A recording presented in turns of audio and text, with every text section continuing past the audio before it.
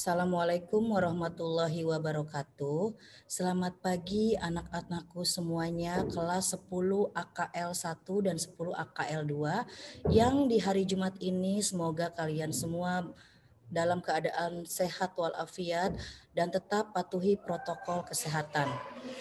Di pagi hari ini, di Jumat pagi hari ini, Ibu Arna akan melanjutkan materi etika profesi dengan kompetensi atau bab standarisasi kesehatan lingkungan kerja.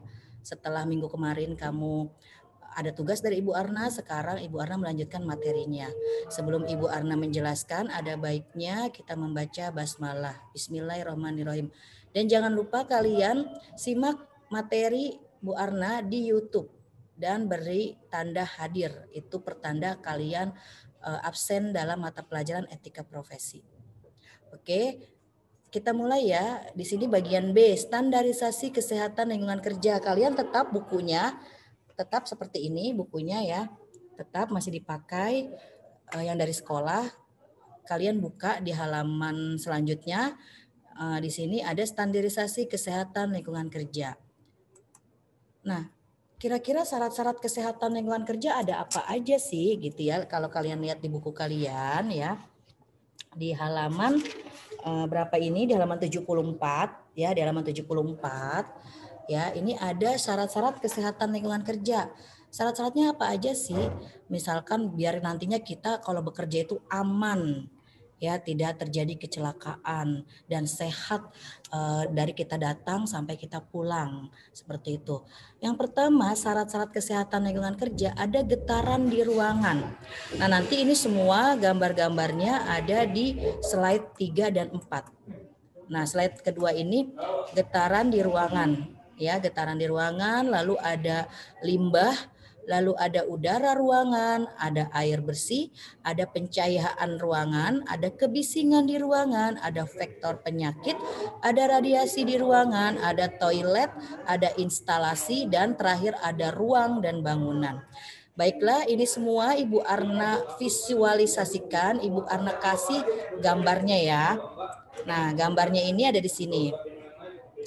Yang pertama, getaran di ruangan. Maksudnya gini loh.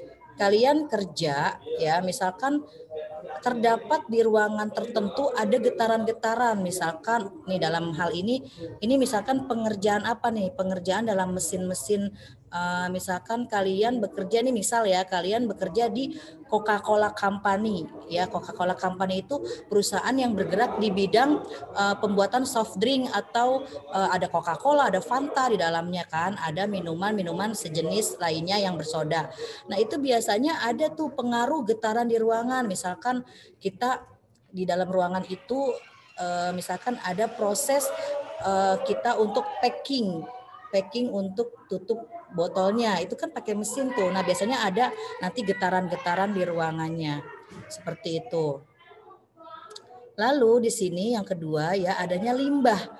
Nah, limbah ini biasanya kalau misalkan kita bekerja di area yang rawan ada pembuangan limbahnya, misalkan nih kalian kerja di perusahaan yang nggak jauh dari pembuangan limbah industri, itu akan mengganggu kesehatan kalian di dalam kantor, misalkan karena bau yang menyengat nanti bikin kepala pusing atau mual seperti itu.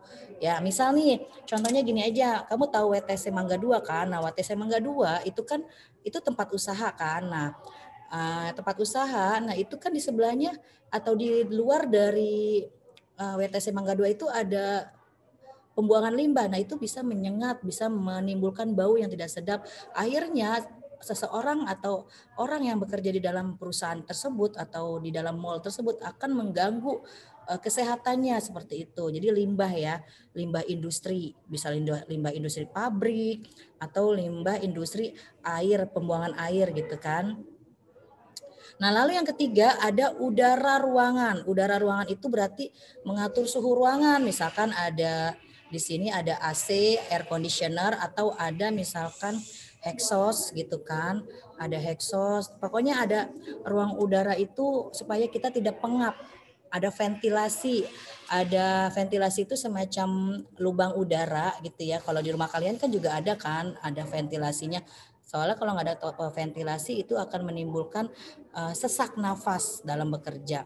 Nah, itu kan akan mengganggu kesehatan si karyawan tersebut gitu ya.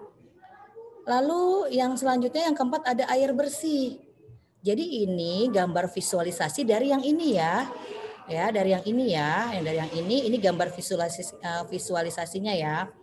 Nah, ini air bersih. Nah, air bersih berarti adanya penyediaan pantry. Pantry maksudnya pantry itu dapur. Dalam arti biasanya di kantor ataupun di usaha lainnya air bersih itu misalkan penyediaan air minum atau bisa juga penyediaan air bersih di toilet seperti itu kan. Kalau kita semuanya bersih berarti sehat jasmani dan kasarnya rohani kita, tapi biasanya jasmani kita akan sehat gitu. Jadi air bersih contohnya seperti ini. Pantry-nya atau dapurnya harus bersih. Tidak ibaratnya tidak ada bau-bau yang menyengat seperti itu. Ya, jadi air bersih bisa dikategorikan ke pantry, dapurnya yang ada di perusahaan, di kantor atau di toiletnya.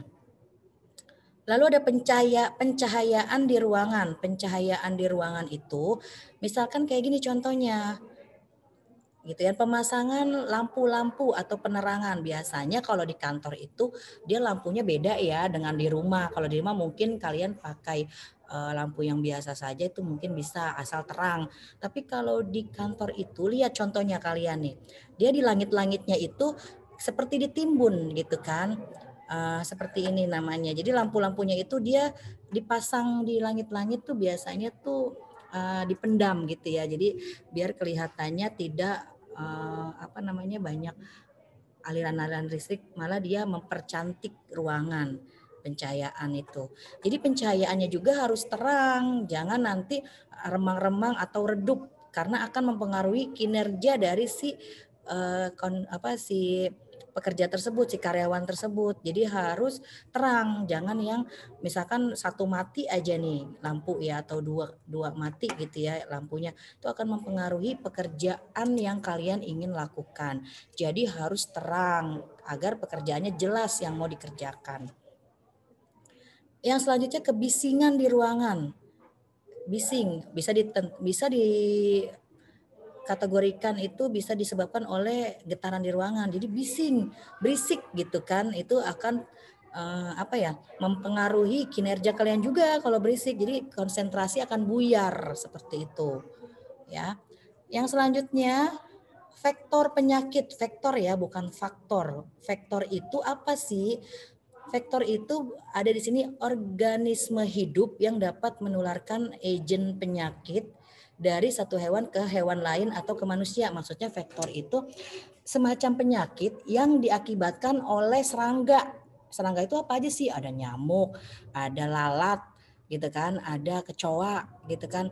Contohnya misalkan kalau nyamuk, mungkin karena kondisi kantornya jorok sehingga ada nyamuk yang hinggap. Nanti kalau kita terkena nyamuk tersebut bisa mengakibatkan misal demam berdarah seperti itu atau pantry-nya kotor, dapurnya kotor. Nah, kita mau bikin makanan atau naruh makanan ada lalat. Akhirnya lalat itu membuang kotoran. Nah, nanti akibatnya kita akan terkena penyakit pas kita konsumsi makanan tersebut.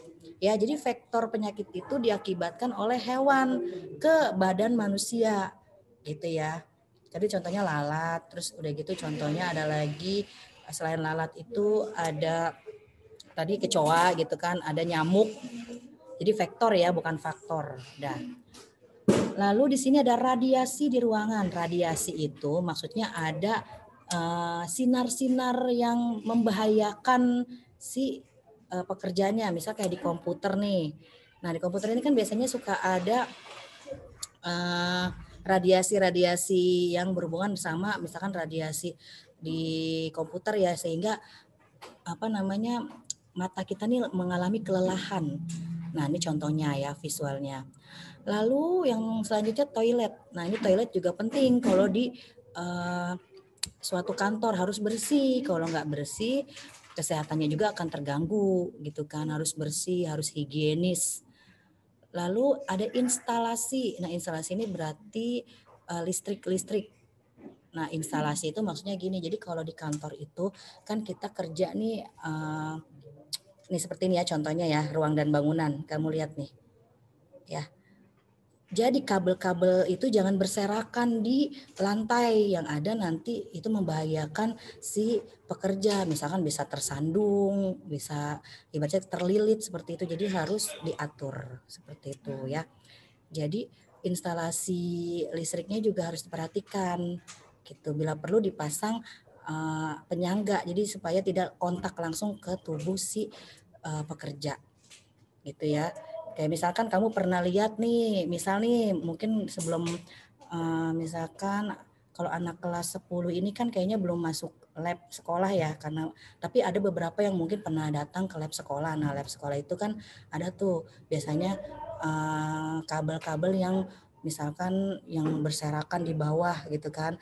Nah, tapi kalau SOP di sekolah ini sudah bagus, dia dipendam di dalam pipa-pipa biasanya seperti itu.